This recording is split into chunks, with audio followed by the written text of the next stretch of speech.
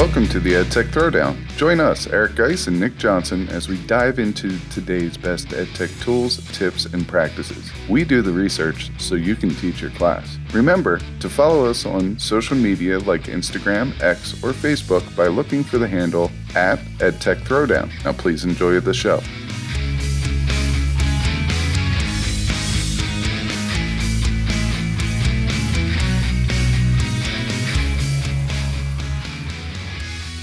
Welcome to the Edtech Throwdown. This is episode 207 called Tips and Tricks for 2026 Chrome and Gmail. In this episode, we'll talk about some of our favorite tips for surfing the web with Chrome and sending or receiving emails in Gmail. Hopefully, these hacks can help make your day a little easier. This is another episode you don't want to miss. Check it out.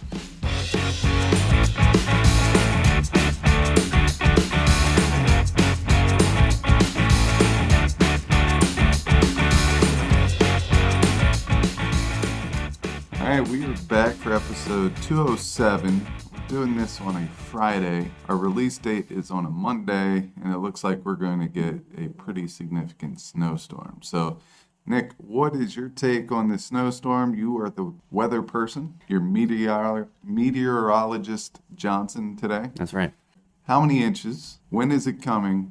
And will we not have school Monday, Tuesday? My take is no school, but it's going to be a bust of a storm because they're all busts.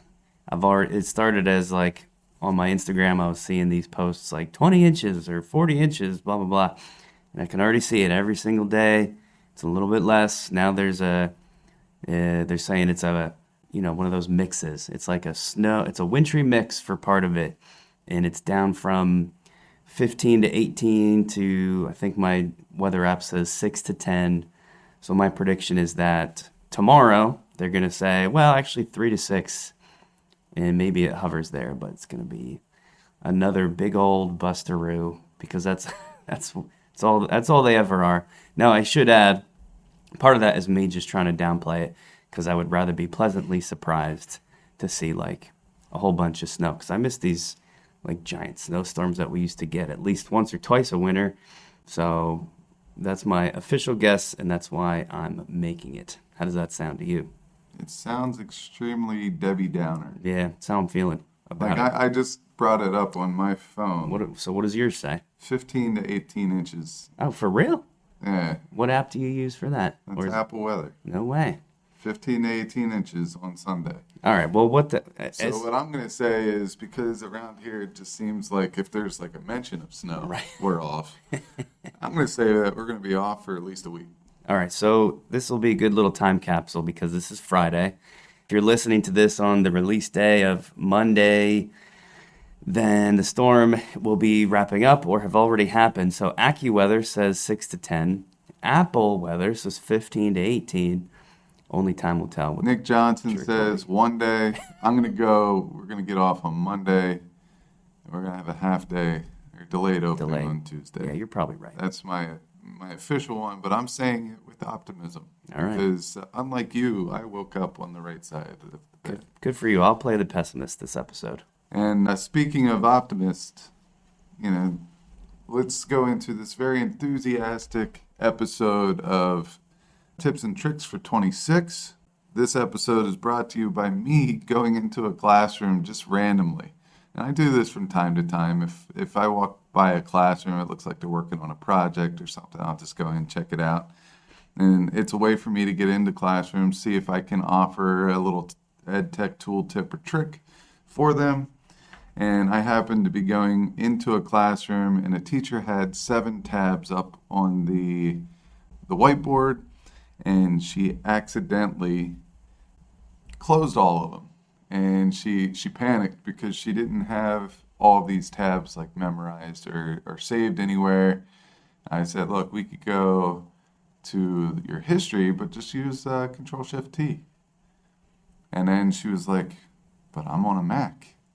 And I was like, well, we're Google, or we're like a desktop, laptop type of district here. We don't use Apple, but try Command-Shift-T on a Mac. And she goes, what does that do? And I was like, what does that do? You don't know what that does? And I'm still thinking that everybody knows some of my favorite tips and tricks, even though we share them a lot. So she did the Command Shift T. All of them came back, and she gave me a big hug, and she was like, "I wish I knew this like 15 years ago when I started." And I was like, "Well, now you do." Yep, I'll give you another one of those that comes up. I know for you all the time and for me all the time. Zooming in and out in your Chrome browser, Control plus, Control minus. We help people solve a lot of issues when there's like a pop-up window where they're trying to fill out a form or do something, and it's kind of cut off on the bottom of your screen, or you've got like a different browser that popped up maybe after you're switching monitors. There's all kinds of weird little issues that result in this problem. There's a button you're trying to click that's at the bottom, and everybody's like, I can't scroll down far enough, blah, blah, blah. You've probably had this issue. And it's usually a zoom thing, which you can do like by clicking the little magnifying glass in your browser, or Control plus, Control minus. We do it so often, it's like second nature, and it's one of the first things I try. But it's along the same lines. When you show somebody, they're always like, oh, wow, that's cool. How come I don't know that? I don't know. We share this kind of stuff all the time. But I think most people just don't use it enough to remember it. But that's kind of what this episode's all about. Yeah, just going with that, the other day, speaking of zoom in, zoom out, teacher really wanted to take a snapshot of a page that was up. And I was like, okay, so what's the problem? She goes, well, when I hit print screen, it doesn't scroll down and get the bottom of it. And I was like, all right, so zoom out and then use the snipping tool. So there's two there. The zoom out, Control minus to zoom out, and that will allow the teacher to get the full picture that was on that web page. And then the snipping tool, if you go down into your like task bar, there's a little search area. It could be on the bottom, or maybe you have it on the side. You can type in snipping tool, and that will allow you to only cut or take a copy of whatever part of that web page that you want to take a part of. So that's how the zoom in and out function can be used for using the snipping tool and getting screenshots of just specific areas. So, I mean, that's really the motivation behind this episode, was that little visit into the classroom. And we're going to get into a bunch of other ones found within Google Chrome and Gmail. And when we go over Gmail, I'm pretty sure that Microsoft probably has their own version of this. I mean, email clients are not really that different, and they typically have the same functionalities. There might be some little nuances, little differences, but for the most part, you'll just have to go find it. And if you don't know where it's at in your email platform, I'm pretty sure if you go into Gemini or ChatGPT, you could type in exactly the functionality that you want, and it will be there, and they'll tell you how to do it. Here's the other thing. For all the tech coaches that listen to our show, you're probably going to know these, but I would say give it a listen. We're going to try to move through them quickly so we don't tie up a whole bunch of your time. And there might be one or two that you don't know. But this is more, I would say, for your day-to-day classroom teacher who's listening now, who maybe doesn't use these things enough to remember them, like I talked about with the issue of Zoom. So maybe that's a good time to pause for a word from the Teach Better Podcast Network. And of course, when we come back, we'll start going through these tips and tricks for Chrome and Gmail. This podcast is a proud member of the Teach Better Podcast Network. Better today, better tomorrow, and the podcast to get you there. You can find out more at teachbetter.com/podcasts. Now let's get back to the episode. All right, so we're back, and we're going to start with Google Chrome tips and tricks. Nick and I both have 3 apiece. These aren't all the ones that we have, but these are a couple to get us started.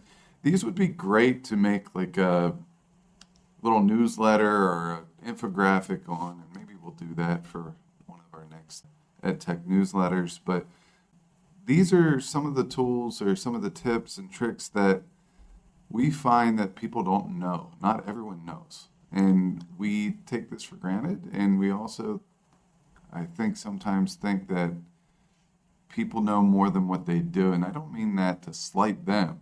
I just mean that they haven't been exposed to it. Nick and I love to go listen to other ed tech gurus out there. We listen to podcasts, we watch YouTube videos. I go onto TikTok and Reels and stuff like that, and I like to see what other people know, and then I like to tell people about it. It's kind of just like I consume all this ed tech, and then I like to take the ones that I think would be valuable to our listeners or to the teachers that we work with, and we go and do that. So Nick, why don't you get us started? You could probably do all three of yours. I'm thinking that this episode is probably going to be pretty self-explanatory and short and to the point. Yeah, since it's really just, we kind of just have to tell you how to do each one. The applications are a little more obvious. So I agree with you. Let's do it that way. So my 3 Chrome tips/tricks are: first, QR codes. If you're using an external QR code generator, I would say ditch that thing because Chrome does it for you. Simply navigate to the site that you want to create the QR code for. That includes Google Docs, slides, whatever's in that URL bar, you're going to go there. Then you go to the top right, click the 3 dots, and scroll down in that menu to something called Cast, Save, and Share. And in that menu will be create a QR code. It pops up the QR code right there in the browser. There's a little download button directly beneath it. So you click that, and then you can bring that QR code wherever it needs to be. It's fast, it's easy, it's integrated in the browser, so you don't have to worry about any kind of permissions or viruses from something external. It's all right there. It works great, and they put a fancy little dinosaur right in the middle every time. So that's the QR code generator that we've been using now for a couple years. And I use that all the time. All the time. The only time that I don't use it is when I'm working inside of Canva because they have their own, and it has a little bit more design friendliness to it. Right. I can customize it a little bit more in Canva, but outside of Canva, I'm all about the QR code generator within Google Chrome. Yep. My next one is it's called like Smart Highlighting, I think, or Link to Highlight in Chrome. So this is neat if there's a very long website and the thing that you actually want people to see is farther down on that website. You can scroll down to what you want people to see, highlight the text you want them to read or at least begin reading, and then with that text highlighted, you can right-click it. And in the menu that pops up, there's an option called Copy Link to Highlight. And then click that. You've now copied a link to that highlight. So anybody that then clicks that link is not only going to go to that web page, but it's going to automatically scroll them down to that starting point. I use this for students who are absent on a given day. So I want to send them to my website, and they have to view lesson 7. Lesson 7 is like halfway down the page, and I can link them directly to lesson 7 rather than having them scroll to it themselves. It's not a whole lot of extra work for me, but it saves me the kid that says, I went to your website but couldn't find lesson 7. That's now impossible because I've linked you directly to it. So that might be a helpful tip for you, as well as my last one, which I've just used recently. I had a bunch of pictures in a Google Doc, and they were blurry and looked kind of bad, so I wanted to recreate the text in those pictures myself by typing it, by creating actual text so it wasn't blurry and clear. I started to type it out myself and then remembered that you can search anything on that screen with Google Lens, and then Google Lens gives you the option to copy the text within the image. You can do this by going to the 3 dots in your Chrome browser, finding Search with Google Lens. You're going to drag the boundaries of the search image around whatever text you want. And Google's going to do a search based on that, which you're going to ignore because instead you're going to find the little button that says Copy Text and then paste that text wherever you want. Now you're going to have to format it, but you still don't have to waste a bunch of time typing or retyping it all yourself. And that's been a very big time saver off and on throughout the years. And those are my 3 Google Chrome tips. Yeah, just a comment on your PDF highlighting, your link to highlight. That's pretty cool. I didn't know about that one. Yeah, it's very cool. I knew that you can put like a little mark on a page and then hyperlink it, and it would go down. Right. But I did not know that you could highlight it. So that might be a pretty good trick for me to learn and utilize from here on. Google Lens is an awesome tool. There's a lot more functionality to Google Lens than what you said. And if you go over to our YouTube channel, I think you did a video on that will go over some of those usage cases of Google Lens. We might have done a whole episode on Google Lens. I'll look it up while you're doing your 3. Sounds good. I think we did too. Yeah. Maybe 187. Maybe. That's a guess. All right, let's get into my 3. One, I am a tab machine. It drives Nick nuts. But there are 5 tabs that I use every day to start my day. All right, I use one. I watch an inspirational YouTube video or some type of how-to video or something like that, just so I'm learning something right off the bat. The second thing I do is my attendance, so I want that website up. I want my Gmail website up, and I want my Canva website up.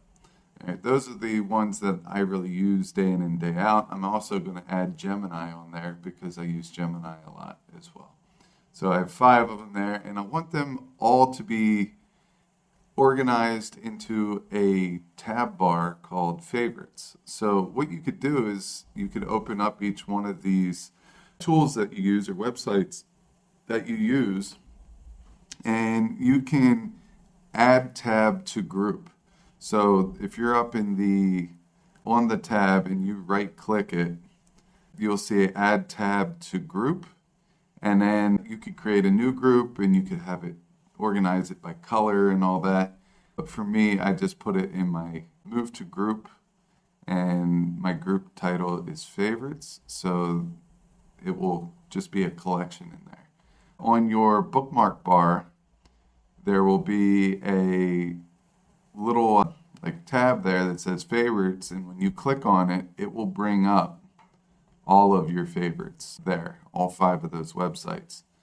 And then you can, click on favorites again up on the tab bars, and it will hide them. So it's very simple to bring them all up, is what I'm trying to say, and to access them. Now, we're not saving a boatload of time, but if you take that, and if I had to open those 5 tabs 15 times in a day, all right, 15 times in a day times 5 times in a week, that's 75 different times. Say you're saving a couple seconds each piece, you're saving roughly, a minute and a half, let's say, a day.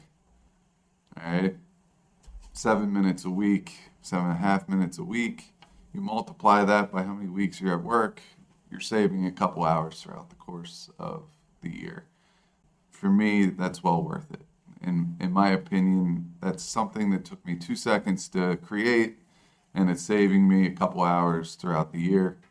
That's a great investment of time. So that's my first one, add tab to group.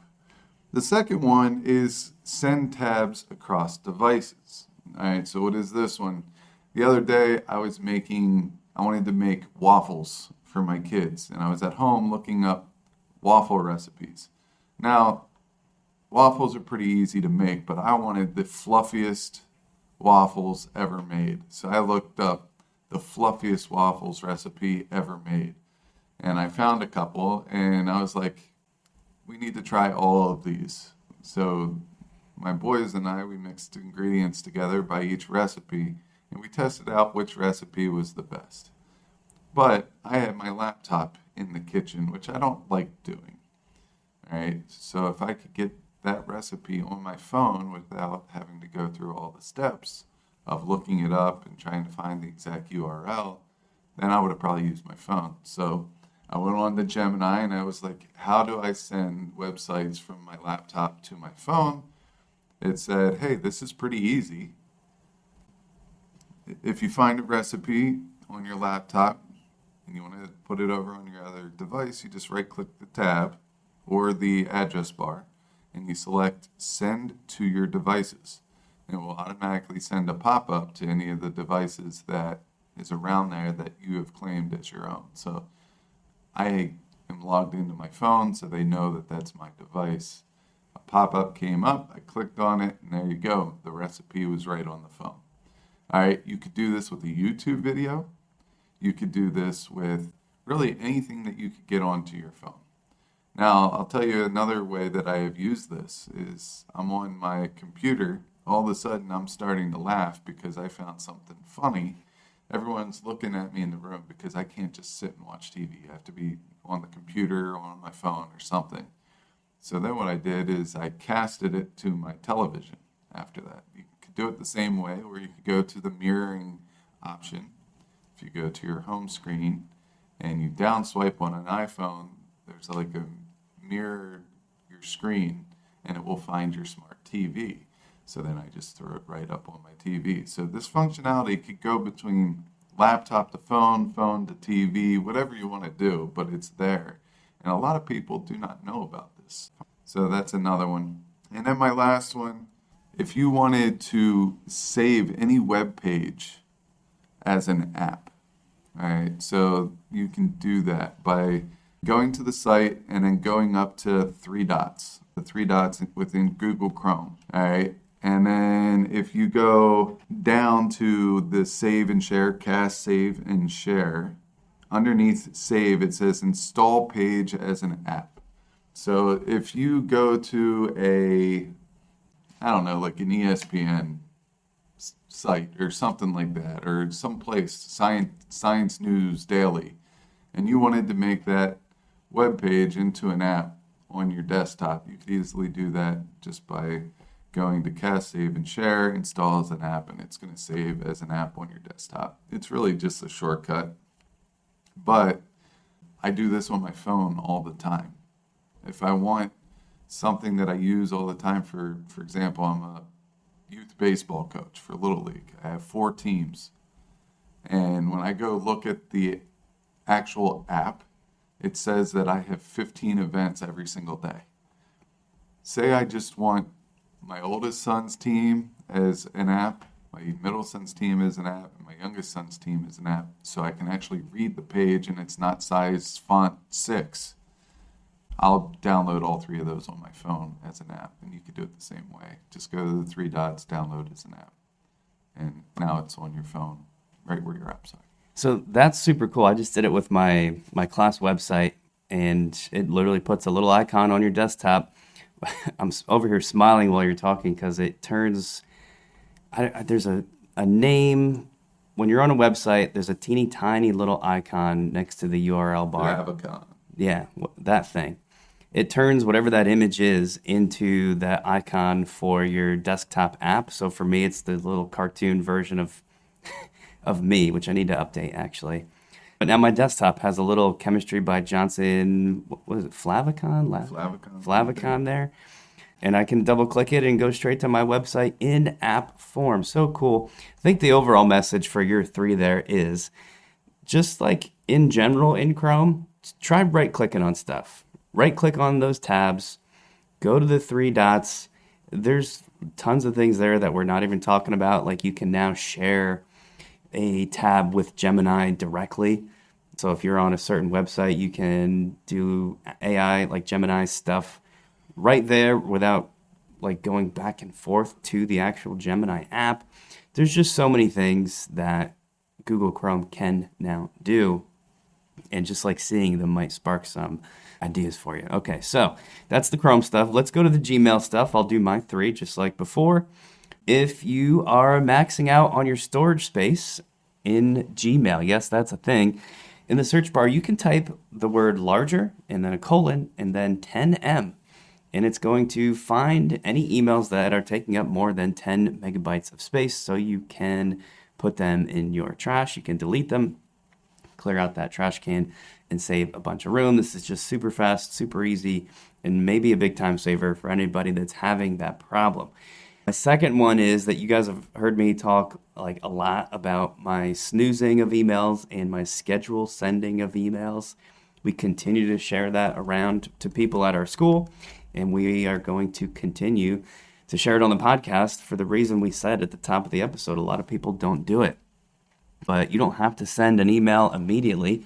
You can write it and you can get it out of your draft by sending it for a later date of your choosing. You know, I do that for like the newsletters that we write. I don't always want to send them as soon as I make them because maybe I make the newsletter at like, 10 p.m. and it's finished right before I go to bed. I'm not going to send it out then because nobody's looking. I want to send it out first thing in the morning when people are actually checking out their inbox. So I always schedule send it for those times. and it's just like a nice, convenient thing to use. As well as my last one, which is templates. Gmail can save templates. As teachers, and I would imagine most professions, there's a lot of emails where you send pretty much the same thing over and over again, and you do not have to type those over and over again because you can enable this feature. You do have to turn it on first. So you got to go to your settings. So in Gmail, that little gear icon, you're going to click that to go to settings and click advanced, and then scroll to the area that has this, and you're going to have to turn it on. Once you turn it on, once you are writing an email, there's going to be a little drop-down menu there that allows you to either create a template, so that means type out your whole email template as if you're going to send it, and then go to that drop-down, save it as a template, and then next time you go to write that same email, it'll be there. And I've set up all kinds of these things for like when a recommendation letter is finished, I have a template for that. When a student has to make up a test, I have a template for that. When there's like a behavior issue, I have a template for that. And I don't write those things at all. I just apply the template, substitute out. I think I use like a series of underscores to make like a pretty obvious blank spot in the template. So I always know that I have to replace that with a student name. But this has saved me hours and hours and hours of typing, and it's good to know. So those are my 3: searching for attachments, schedule sending, and setting up your templates directly in Gmail. All fantastic little tricks within Gmail. I'm actually pretty excited about all of these, all 6 of them. So Yeah.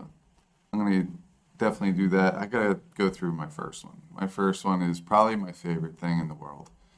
When I get worked up about something, someone emails me something and I'm very passionate about it or I'm very upset about it, I like to write the old uncensored email every once in a while.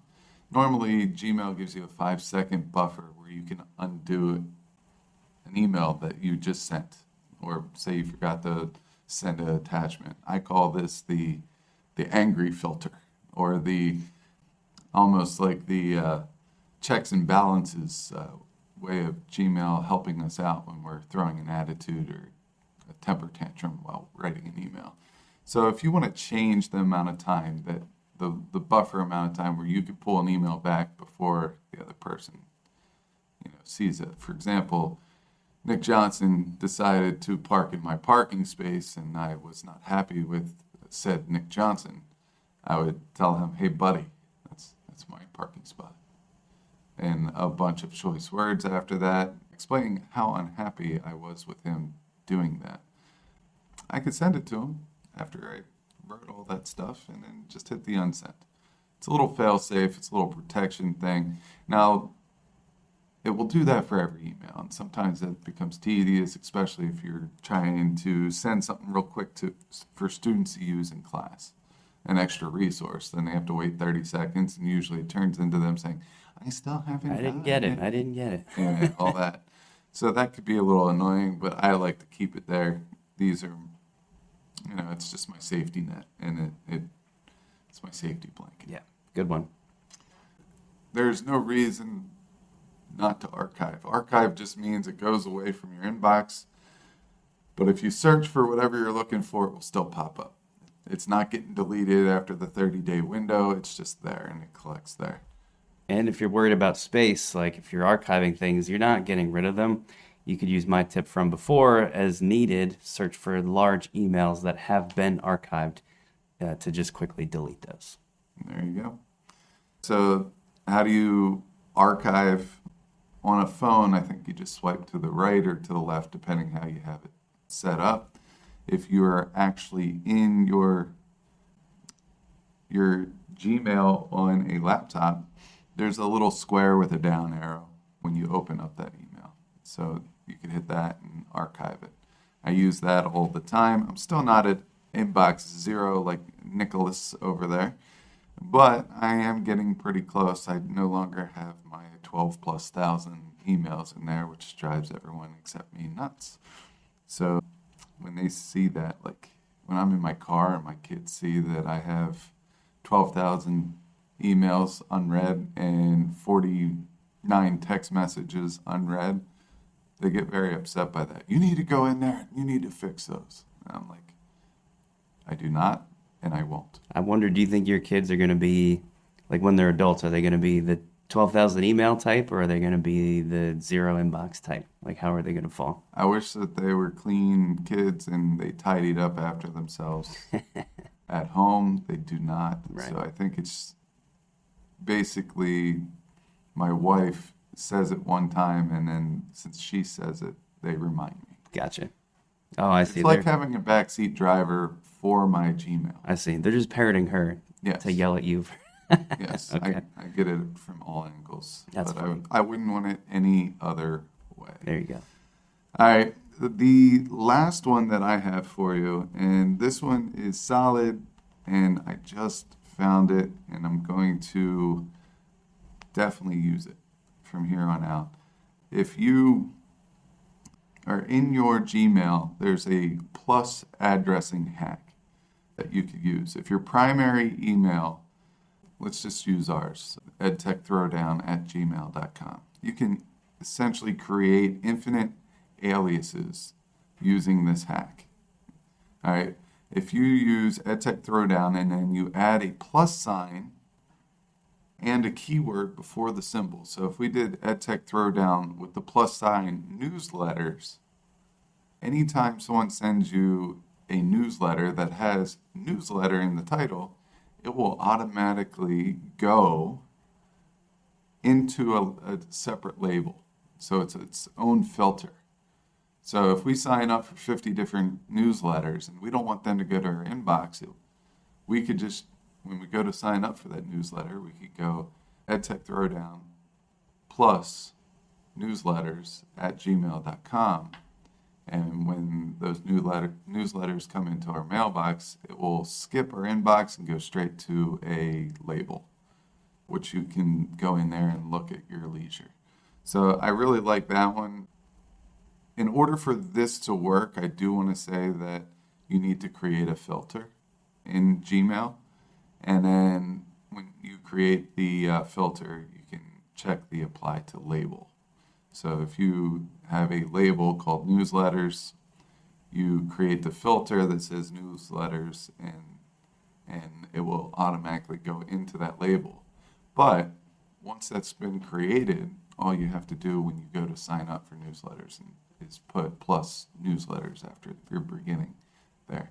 You could do that. There are other ways that you could do this. Like some people use a period after Edtech Throwdown period, and then you could say, I don't know, like subscription list, or say something that you get coupons for Amazon every day. You could put period Amazon, and it would automatically go into an Amazon folder after you create the filter. So I think that one's another solid one, because I get a lot of junk and it's not fun, and I'm too lazy to check them and delete them, which is most of my 12,000 Gmails in my Gmail account. But there you go. That's an easy one. So that's it, everybody. There's 6 for Gmail, 6 for Chrome. We might do a couple more of these episodes and focus on these like tips, tricks, hacks kind of stuff, because it's been a while since we've done it. And like we said, we're just trying to get the word out there. Good luck with the snow if you're listening to this in real time. If you're listening to this at a later date, we hope you're enjoying whatever weather you do have. And as always, thank you for listening.